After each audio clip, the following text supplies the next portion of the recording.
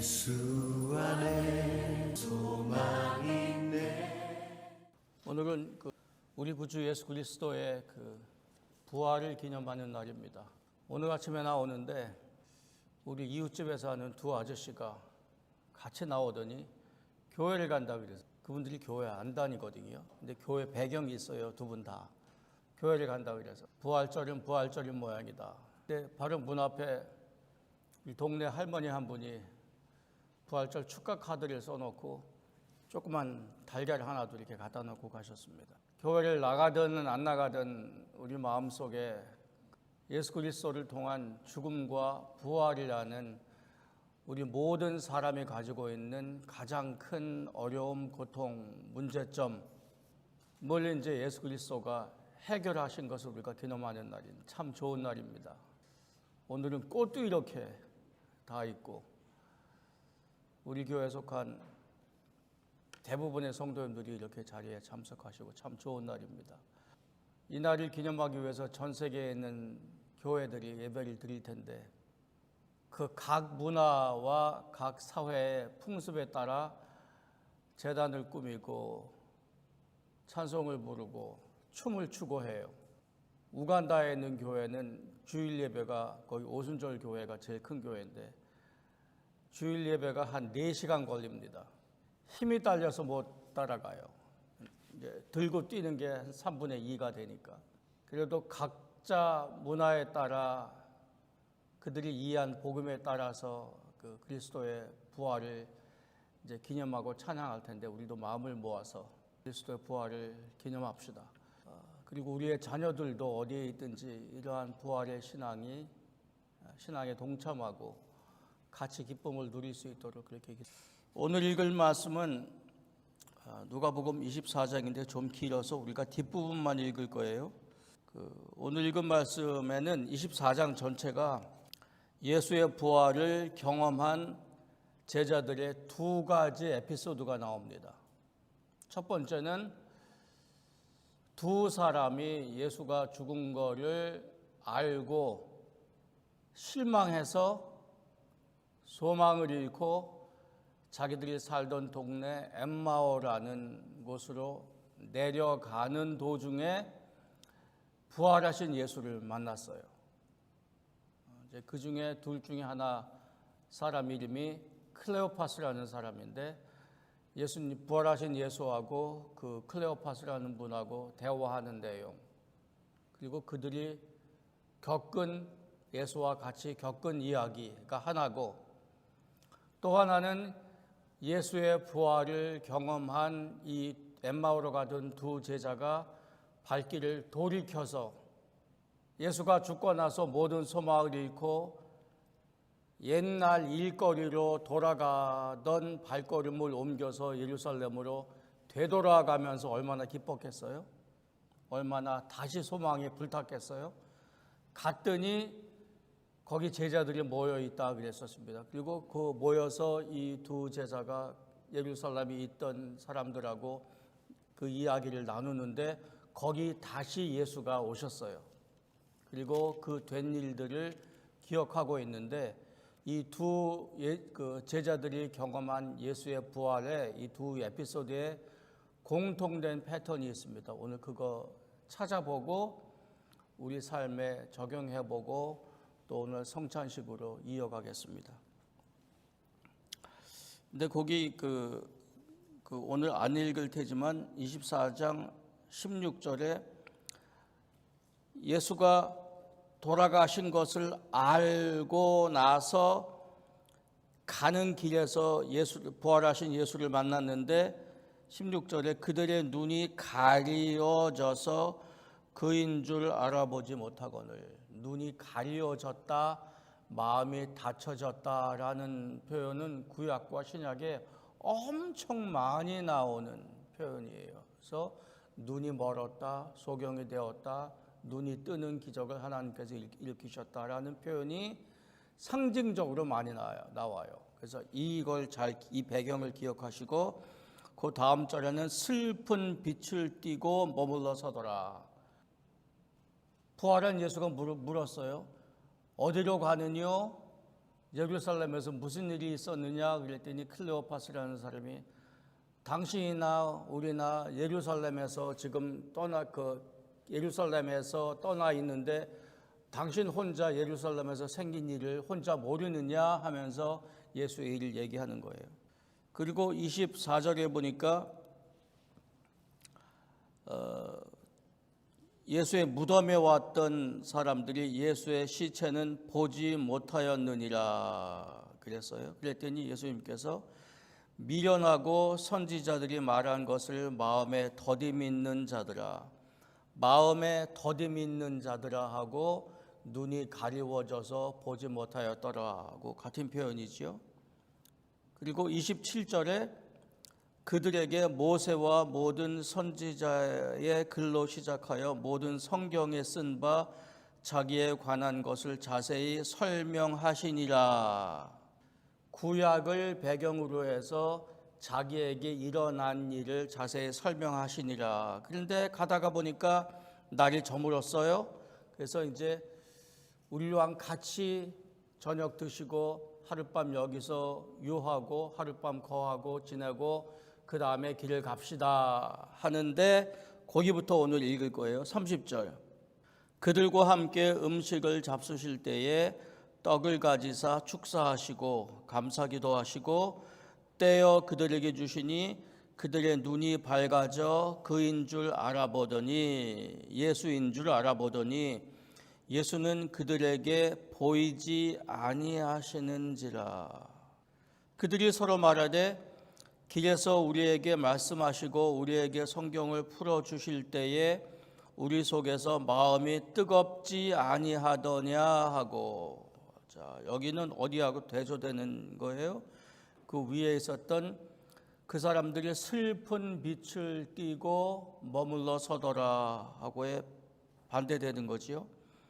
곧 그때로 일어나 즉시로 일어나 예루살렘에 돌아가 보니 11 제자 및 그들과 함께한 자들이 모여 있어 말하기를 주께서 과연 살아나시고 시몬에게 베드로에게 보이셨다 하는지라. 두 사람도 길에서 된 일과 예수께서 떡을 떼심으로 자기들에게 알려지신 것을 말하더라.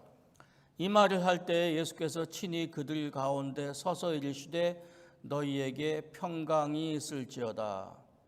그들이 놀라고 무서워하여 그 보는 것을 영으로 생각하는지라. 우리식으로 말하면 귀신으로 모았다. 예수께서 이르시되 어찌하여 두려워하며 어찌하여 마음에 의심이 일어나느냐. 내 손과 발을 보고 나인 줄 알라. 또 나를 만져보라. 영은 살과 뼈가 없으되 너희 보는 바와 같이 나는 있느니라. 이같이 말씀하시고 손과 발을 보이시나 그들이 너무 기쁨으로 아직도 믿지 못하고 놀랍게 여길 때에 이르시되 여기 무슨 먹을 것이 있느냐 하시니 이에 구운 생선 한 토막을 드리니 받으사 그 앞에서 잡수시더라.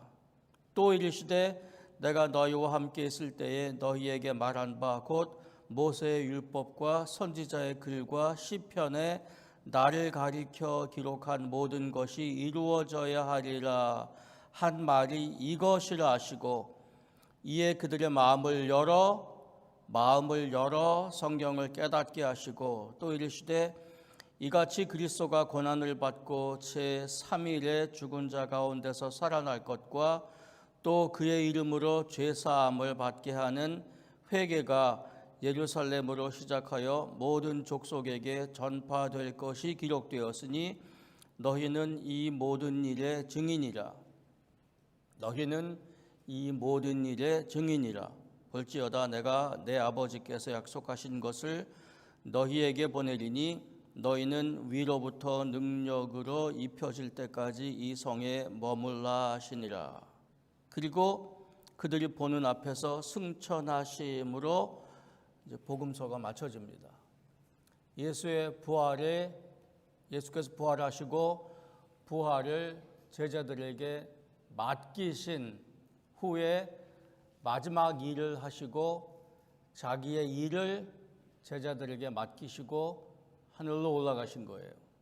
이 두 가지 에피소드 우리가 읽었는데 거기 동일한 패턴 보셨어요? 어떤 얘기가 같아요? 뭐가 같아요? 예수를 만난 제자들의 경험인데 두 개의 같은 패턴이 있어요. 하나는 한쪽에서는 허망한 빛을 띠더라. 예수가 죽은 후에 죽은 걸 확인하고, 두 번째 에피소드에서는 예수가 살아나셨다라는 말을 듣고 예수가 오셨는데 두려워하고 무서워하더라. 그랬더니 예수님께서 평강이 있을지어다. 그러니까 예수의 부활을 확인하기 전까지는 눈이 가리워지고 마음이 다치고 알아보지 못하더라, 슬프더라, 허망하더라, 오히려 의심까지 들더라, 더 심하게는 무섭더라. 여기까지가 일반 사람들의 이야기입니다. 예수를 만나기 전에, 특별히 부활한 예수를 만나기 전에 사람들의 삶이에요. 무섭고 두려워요. 특별히 죽음과 관련지어서. 그러니까 그 말을 성경에서는 마음이 다치고 눈이 다친 걸로 이렇게 표현합니다. 근데 부활하신 예수를 만나고 나서 예수님께서 무엇을 하세요? 또 동일한 이야기가 음식을 같이 드세요. 음식 먹는 게요, 우리가 요새 너무 세속적인 문화에 살아서 음식 먹는 게 배고프면 먹는 일이거든요. 식사, 먹는 일이에요. 그냥 아무것도 아닌 일인데 목마르면 물 마시고 배고프면 밥 먹는 거. 근데 성경에서는 아예 처음 페이지부터 아예 마지막 페이지까지 특별히 그 중간에 복음을 설명하면서 먹는 게 인간의 가장 인간다운 것 중에 가장 핵심적인 것 중에 하나예요. 그래서 먹는 사람이 먹는 것하고 마음으로부터 깨달아 아는 것하고, 특별히 우리의 신앙을 하나님께서 성경을 통해서 풀어서 깨닫게 하시는 것하고 같이 엮어두세요.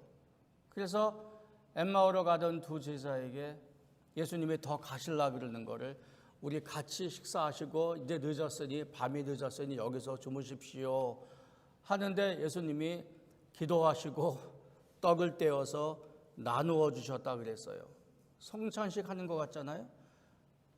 근데 그때에 그들의 눈이 열렸다 그랬어요. 근데 그 바로 전에 성경의 말씀, 선지자와 시편의 말씀, 이거 구약의 얘기거든요. 이때 당시는 신약성경이 없으니까 구약에 있는 말을, 구약에 있는 가르침을 통해서, 율법과 선지자를 통해서 메시아가 오면 이런 일이 있을 것이고, 메시아는 고난을 받고 죽을 것이고, 그 죽었다가 3일 만에 부활할 것이다라는 얘기, 내가 살아있을 때 너희들한테 했는데 그 말 귀담아 안 들었지. 그 얘기가 내가 너에게 처음 한 얘기가 아니라 이미 구약에 있었던 얘기인데, 그 구약에 있었던 얘기대로 내가 고난받아 죽었고 그 말한 대로, 약속대로 지금 너희 눈앞에 부활한 몸으로 여기 와 있느니라.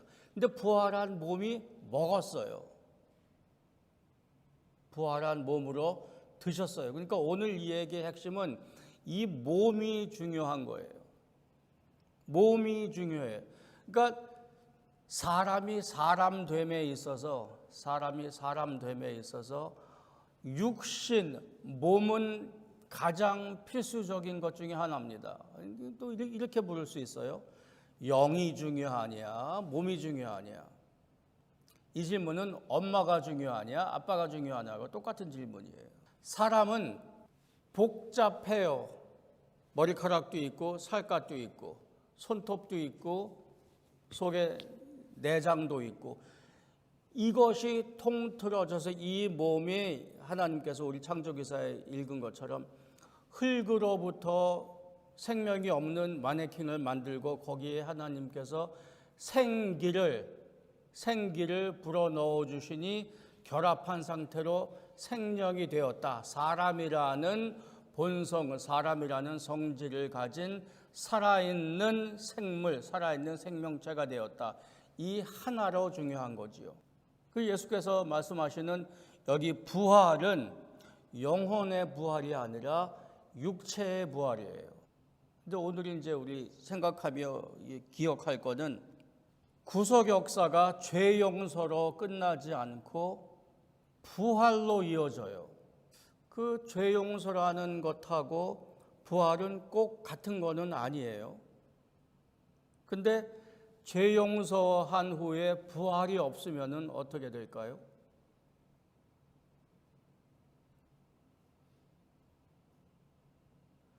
죄 용서는 되었는데 예수 믿어서 부활이 없다면 어떻게 될까요? 창조 자체가 몸의 부활을 요구해요. 죄 용서되어서 믿는 영혼들의 그룹을 만들어 놓는 게 하나님의 구속 역사의 목적이 아니에요. 죄 용서를 통해서 하나님께서 원래 만드시고 이 세상에 두기를 기뻐하셨던 당신의 형상은 물체란 말이에요. 형상은 모양이 있어요. 형상이란 말 자체가 물리적인 것, 육체적인 것을 전제하잖아요. 하나님의 것이 이 세상에 작동이 되려면은 하나님의 뜻이 당신의 세상에 그래요. 작동하고 하나님께서 무슨 일을 하시려면은 이 세상에 물리적이고 육체적인 게 없으면 안 이루어져. 아무것도 없는 거예요. 그러니까 하나님께서 물리적인, 육체적인, 물질적인 세상을 만들어 놓으시고 그 안에 하나님께서 무슨 일을 하시려면은 물리적인, 물체적인 것을 통해서 다스리는, 작동하는 뭐가 있어야 되는데 그 다스리는 거를 사람으로 하나님께서 정하셨어요. 그래서 하나님의 것이 사람에게 있는데 그 사람이라는 것이 하나님의 일을 할 수 있는 그러나 동시에 육체성을 가진 물질을 가진 것. 그래서 하나님께서 이걸 원하신 거예요. 그래서 그들을 통해서 이 세상을 하나님의 나라로 만들어 가길 원하셨어요. 근데 사람이 죄를 지어서 사람만 망가진 게 아니라 세상이 다 망가졌단 말이에요. 그럼 여기서 구원은 중생한 사람, 거듭난 사람, 예수를 믿어서 예수와 연합된 사람을 만드는 거지, 예수와 연합된 영혼 뿅뿅뿅뿅 해서 자기들끼리 모여서 어디에 있는 게 아니란 말이죠. 그래서 부활은 예수를 통한 구원의 정점이고 결론이에요. 얼마 전에 성탄 지났어요. 성탄이 없이 구원은 없지요. 그러니까 성탄은 태어난 아기 예수한테 좀 잔인하지만 십자가로 가는 구체적인 물질적인 형상 중에 하나지요. 그래서 성탄은 부활로 이끄는 시작인데 부활은 성탄이 이끄는 결론이에요. 그러니까 부활 없이 성탄의 목적이 이루어지지 않는 거죠. 부활은 육신의 부활이에요.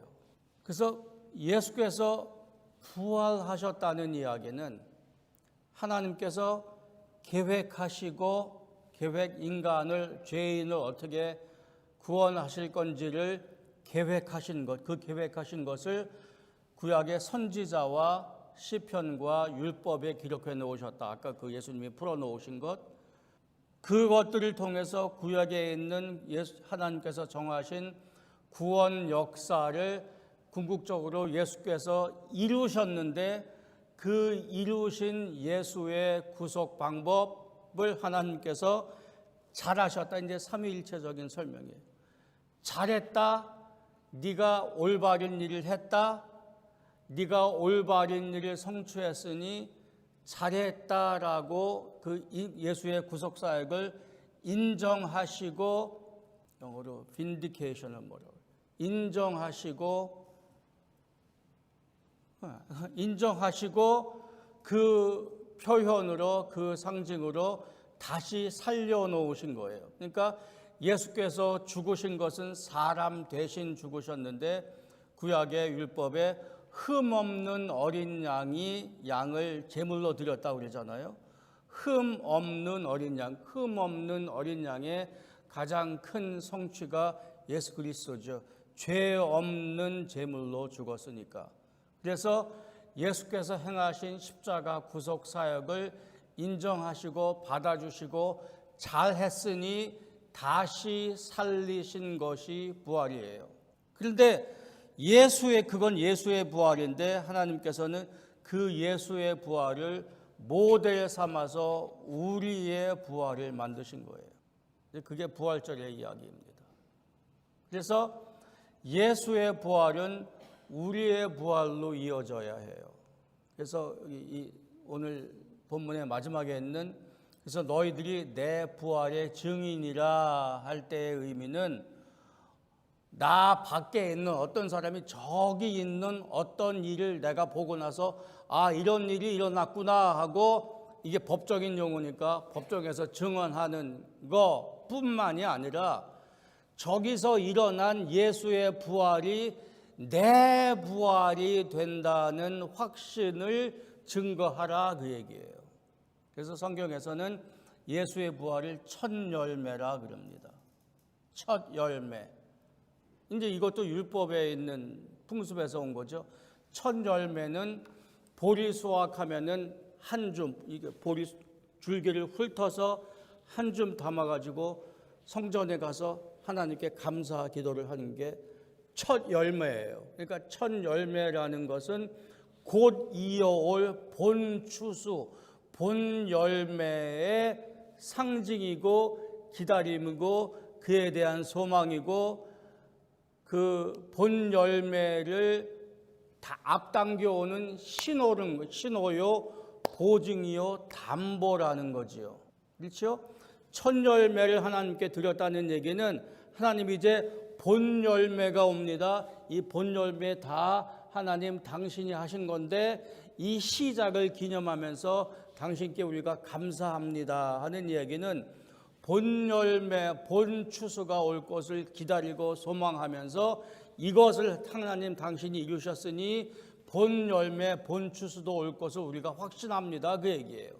그러니까 예수의 부활이 첫 열매라는 얘기는 본 열매, 본 부활이 온다는 얘기죠. 그것은 여러분과 제 부활이라 그 말이에요. 이렇게 이해되는 예수의 부활과 예수의 부활이 보증하고 담보하고 이끄는 부활 메시지가 기독교 신앙의 핵심이고 이것이 없으면 바울의 말로 하면은 고린도서의 말로 하면은 이것처럼 허망한 이야기, 예수의 이야기가 예수 믿는 사람의 이야기가 없다. 예수님 당시에 바울 당시에 예수 믿는 사람이 다 핍박을 받았어요. 세례 받으면 죽기 십삼이었어요.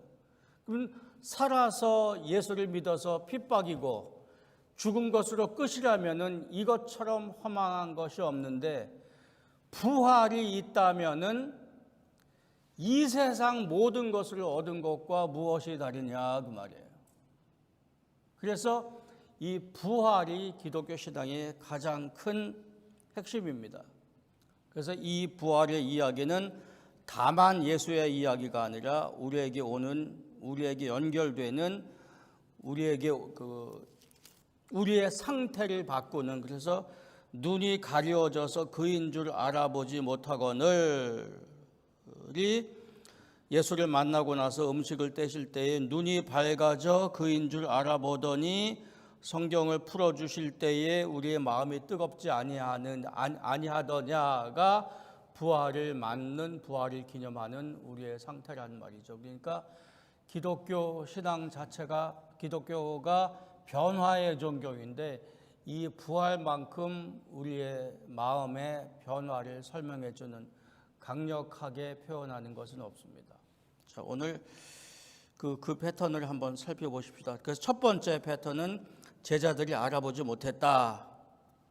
허망했다. 사람들은 아프거나 나이 들거나 그러면 이제 다 죽음이 이제 공포예요. 제가 여기 올 때에 이사 올 때에 작년 2월, 3월, 4월 준비할 때에 오긴지 카운티에 저하고 가까이 지내던 한 분이 계셨어요. 연락이 잘 되고 뜻을 나누고 같이 교단 일 걱정하고 때로 울분도 공유하고 했는데 그분이 아프셨어요. 근데 마침 우리 여기 와서 집 사고 이사 오고 하는 도중에 연락이 안 됐어요. 그래서 이사 오고 난 다음에 너 연락이 하도 안 돼갖고 이상해가지고 몇 달 후에 찾아갔어요. 그랬더니 일하는 분이 3월 달에 돌아가셨다는 거예요. 그때가 우리 집 샀을 때예요. 그 사모님은 왜 나한테 그럼 전화를 안 했을까? 그래서 그 사모님을 찾았지요. 이제 그거 5월, 6월이에요. 그랬더니 그분이 연락이 안 돼요. 그래서 메시지를 여러 번 남기고 그 책방을 또 찾아갔어요. 그분 어디 계시냐 그랬더니 한국에 가셨대요. 그래서 언제 오시냐 그랬더니 아마 당분간 안 오신대요. 세상에 그렇게 허망할 수가 없어요. 카톡에 아무리 써도 연락이 없어요. 전화를 할 수가 없어요. 그분과 나누었던 이야기가 그냥 벼랑간 없어진 거예요. 그냥 미리 예고도 없고 준비하라는 것도 없고. 근데 이제 이런 일이 이제 일어나요.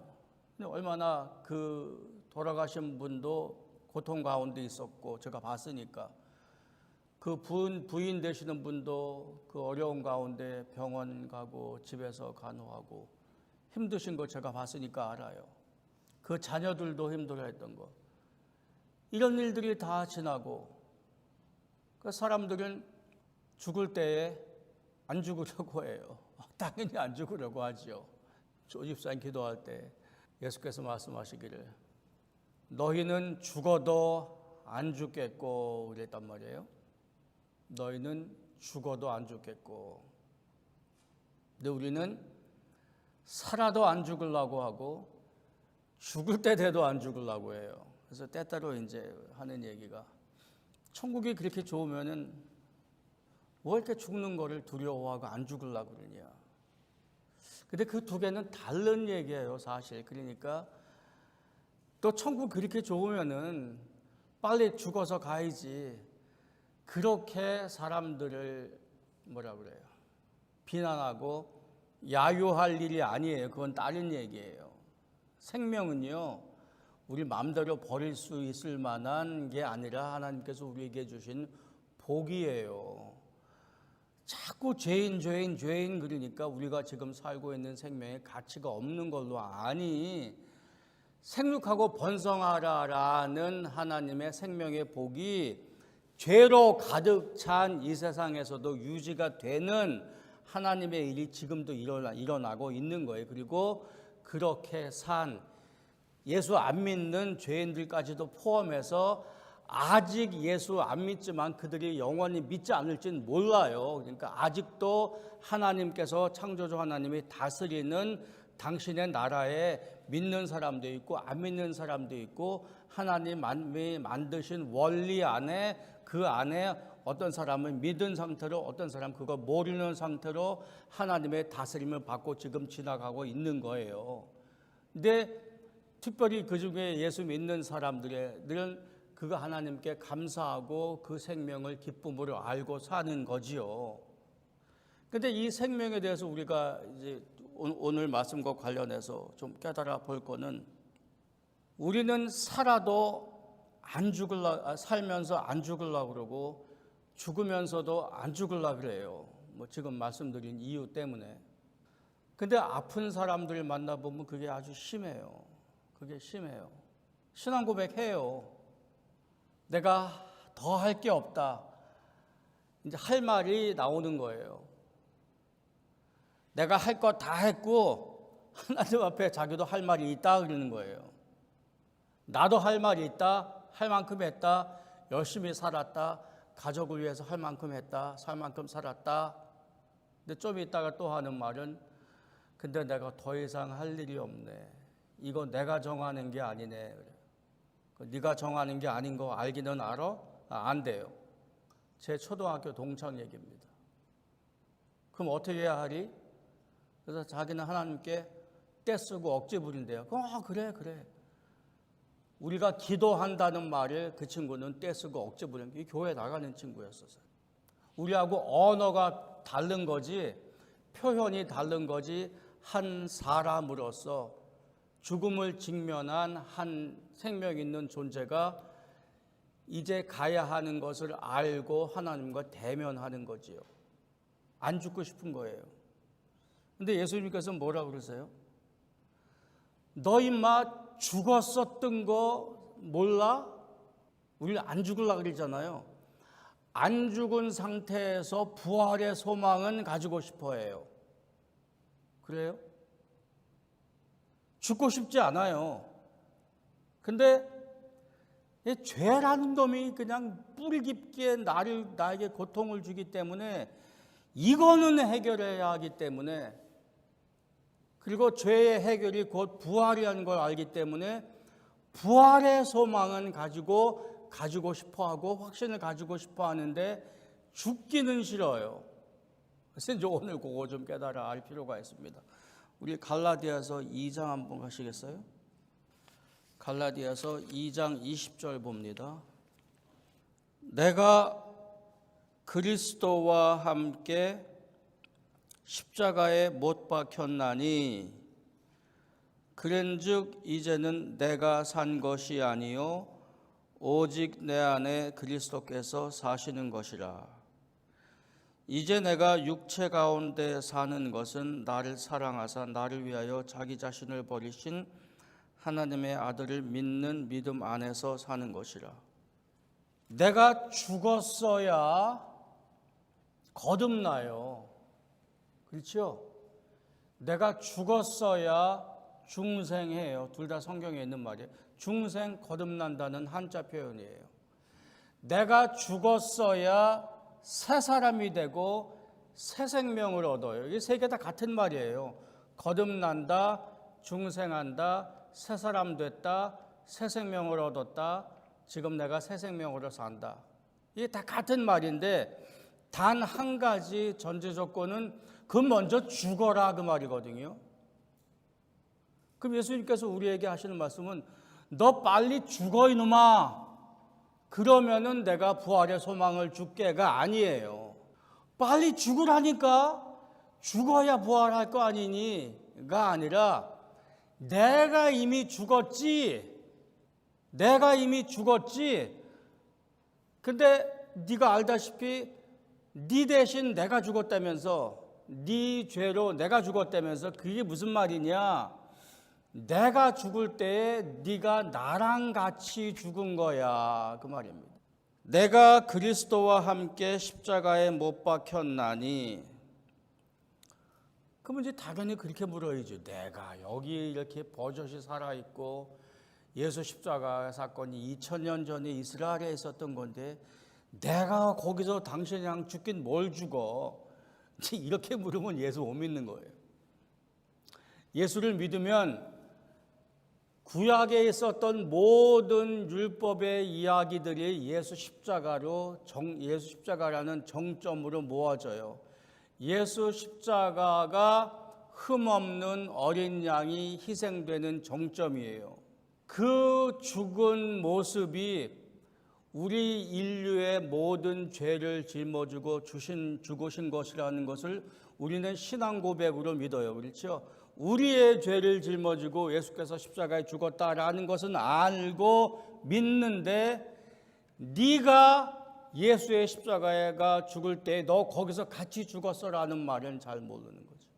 내가 죽었어야 이 말이 이해되는 거죠. 내가 십자가에 못 박혔나니 그런즉 이제 내가 사는 것은, 거듭났다는 것은, 중생했다는 것은, 새 사람 됐다는 것은, 새 생명으로 산다는 것은, 즉 부활한 생명으로 산다는 것은 내가 이미 죽었다라는 전제로 인해서만 가능해진다는 거지요.